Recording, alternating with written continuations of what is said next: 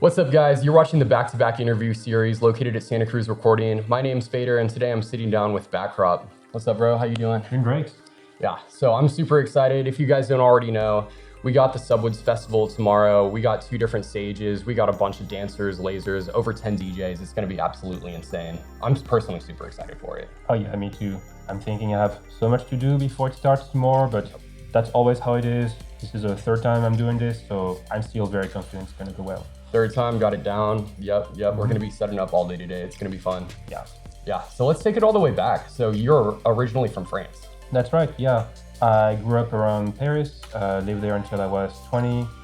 At that time, I also had a chance to come and study in the Bay Area, and I took that chance. It was gonna be only for 6 months originally, but I just love people's mindset and vibe so much that I did all I could to get a different type of visa to come and work here.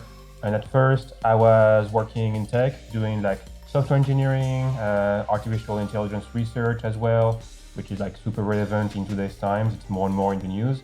So that gives me like some understanding of what's going on with stuff like ChatGPT and AI art. Exactly. And but like about a year and a half ago, for different reasons, I got a little bit bored, or I felt that my work in AI was a little bit stagnant. And I was looking for other things to do, and I remembered before I moved to France, I was actually super into EDM. I was trying to be a DJ when I was in Paris. I actually played like in a few clubs here and there. Right on. But I gave that up when I moved here because at the time I was really playing what people wanted to hear, not what I wanted to hear, and so that was a little bit tiring for me. But I figured this is something that I just left and I haven't finished, and I wanted to finally do something that I can be proud of, that I can show people. So that's why a year and a half ago, I decided to just focus full-time on both making music, mixing, and hosting events as well for networking and just to showcase the type of stuff I like. That's awesome to hear. Yeah. It's always funny when you're trying to just play to the crowd. It can get tiring just playing top 40 records and just everything that, because you want people to dance, you know what I mean, to what you're doing. But it's just amazing to be able to just say, all right, I'm doing what I'm doing now. Like, this is what I want to do. This is the type of music that I want to play. Yeah, it's a good feeling for sure. So what was the EDM scene like in France as far as the type of music, the clubs, the DJs, the scene? So to be honest, that's a little bit hard for me to answer because I didn't have a lot of real life friends who were into the same type of music I liked. I went to high school that was pretty conservative, traditional, and I was really into like hardcore techno and D&B, that kind of stuff. And most of my friends, like, had no idea either what that was or what was the appeal of it. Right. And so from what I gathered, like most people I knew who liked EDM, they like stuff like Daft Punk, French house, that kind of stuff. I feel like whenever I visit back France, I see that things like techno are like more and more popular. It's like really easy to find like techno events all around the city. And I think in the terms of the stuff I like stuff like rhythm. There is not a lot of that in France. I mean, there are some rhythm artists too in France, but they all do all they can to come play in the US for sure. Exactly. Yeah, there's like pretty diverse, I would say. But I mean, the biggest like festivals for a lot of genres, I'd say maybe it's said D&B and techno are in the US. So there's like a little bit of that imbalance here. Got it. Yeah. No, I mean, the techno scene's massive out there. Same with the drum and bass, for sure.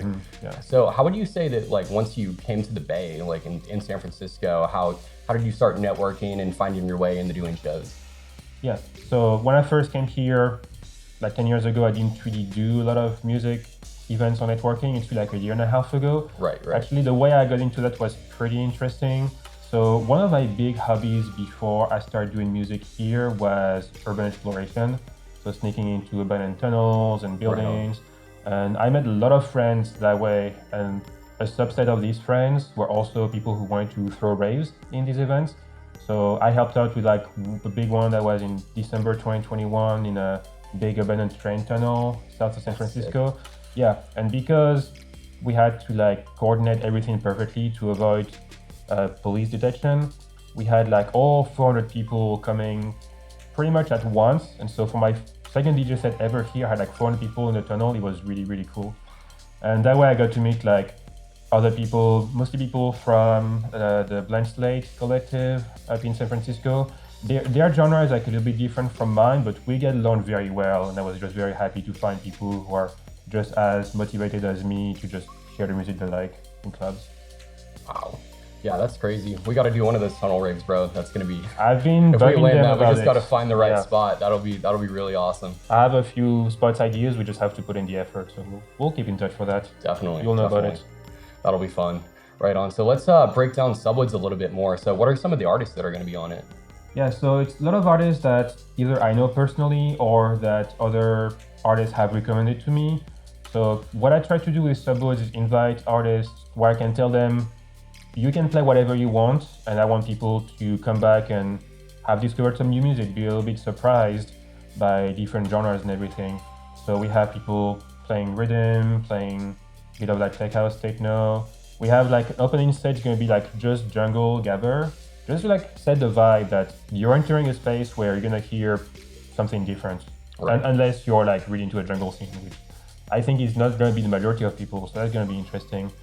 And I've tried to like spread it out pretty evenly between like outdoor stage and indoor stage, so people can like go back and forth and don't stay in the same place all the time. Dope. Yeah, I'm super excited to hear everybody's set. I'm excited to hear your set. I'm excited for my set. I've been practicing for like 5 days straight for this. But yeah, no, it's gonna be awesome. I mean, we got a lot of different styles of lighting that are gonna be going on too. We have aerial dancers, right? That's gonna be fun. Yeah, you can even get your own lesson in aerial rig if you want. We have Olivia Davy setting up her rig next to the stage, and she's gonna show performances and give lessons. It's gonna be fun. Sweet. Well, we gotta start setting this up. I'm super excited. Thank you guys one more time. This is the back-to-back interview series. My name's Fader. We're at Santa Cruz reporting. Thank you guys.